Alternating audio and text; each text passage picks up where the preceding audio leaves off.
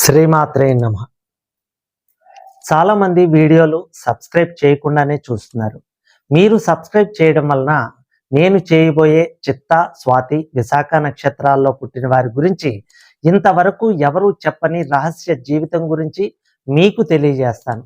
మరి ఆ video notification రావాలంటే మీరు తప్పకుండా సబ్స్క్రైబ్ చేసి ఆల్ అనే ఆప్షన్లో సేవ్ చేయండి.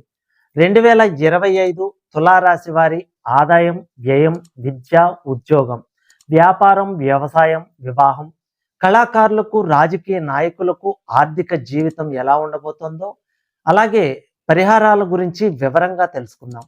ఈ జాతక ఫలితాలు కేవలం ఒక అవగాహన కోసం మాత్రమే. మనకు ఏ గ్రహాలు అనుకూలంగా ఉన్నాయి, ఏ గ్రహాలు ప్రతికూలంగా ఉన్నాయి అన్న విషయాలు మీ జాతక చక్ర పరిశీలన ద్వారా తెలుస్తుంది.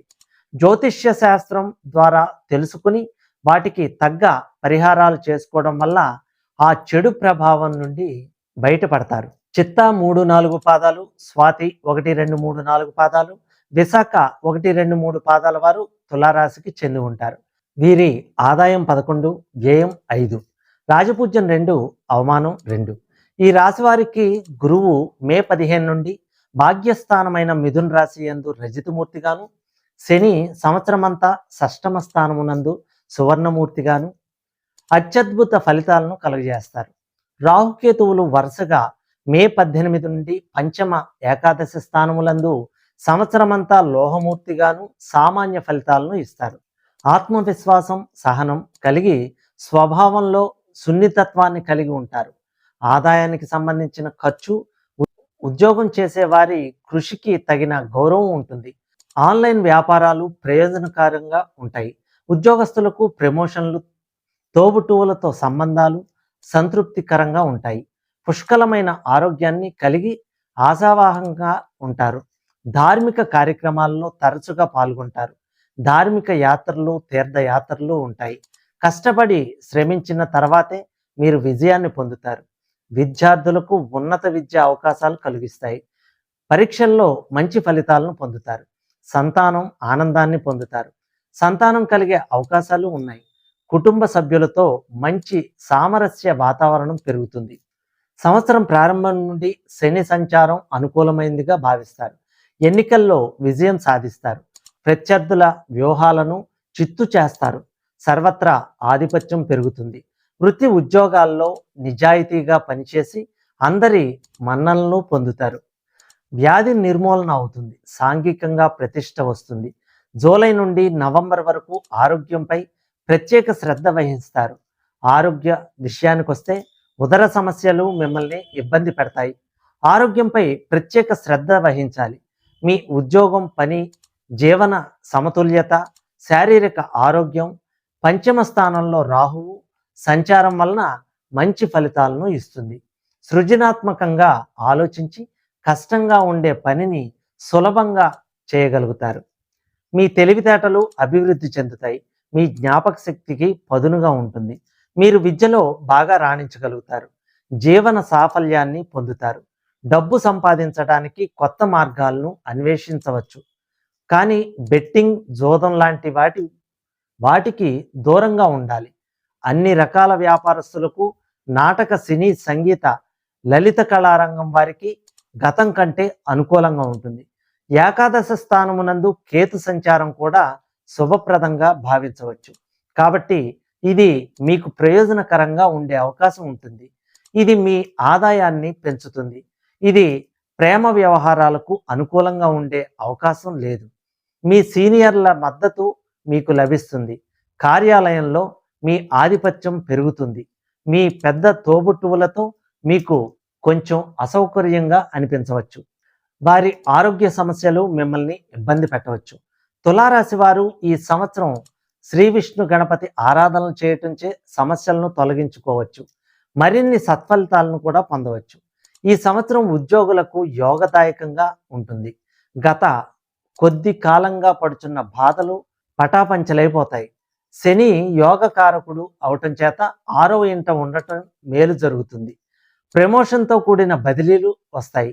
కేంద్ర రాష్ట్ర ప్రభుత్వంలో ఉన్న వారికి అధికారుల మన్ననలు, అప్రయత్న ధనలాభాలు కలుగుతాయి.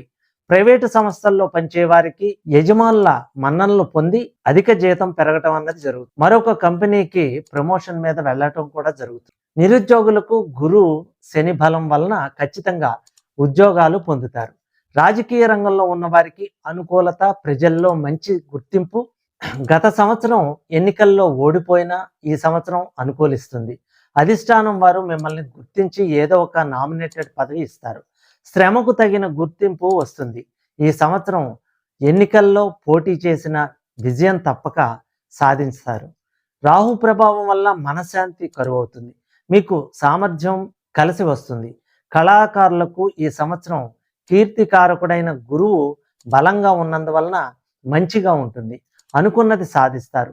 టీవీ సినీ రంగంలో ఉన్న గాయని గాయకులు, కవులు, డైరెక్టర్లు, టెక్నీషియన్స్ అందరికీ నూతన అవకాశాలు లభిస్తాయి. విజయాలు లభిస్తాయి. అవార్డులు, రివార్డులు తప్పక పొందగలుగుతారు. ఈ సంవత్సరం వ్యాపారస్తులకు అనుకూలంగా ఉంటుంది. గతంలో ఆగిపోయిన బాకీలు ఈ సంవత్సరం వసూలవుతాయి. అన్ని వర్గాల వారికి బాగుంటుంది. హోల్సేల్ అండ్ రిటైల్ వ్యాపారస్తులకు మంచి లాభాలు కలుగుతాయి. చక్కని వ్యాపారాలు జరిగి నిలదొక్కుకోగలుగుతారు.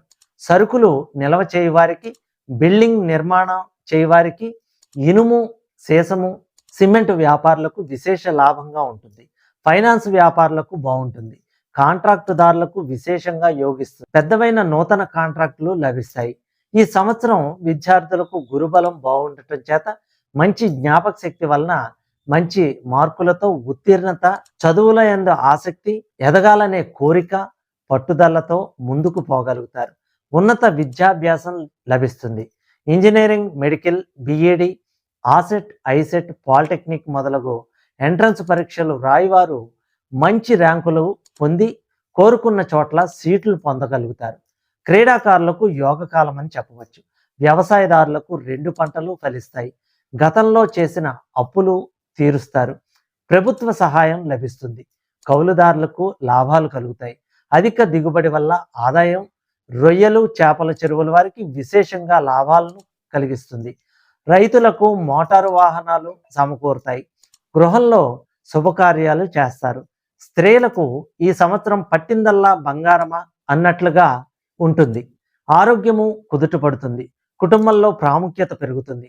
నూతన ఆభరణములు, స్థిరాస్తులకు మీకు లాభిస్తాయి. ఉద్యోగాదుల్లో ఉన్నవారికి కుటుంబంలో సఖ్యత, అధికారుల మన్ననలు పొంది ప్రమోషన్తో కూడిన బదిలీలు, సంతానంలో సఖ్యత. గతంలో విడిపోయిన వారు ఈ సంవత్సరం కలుసుకుంటారు.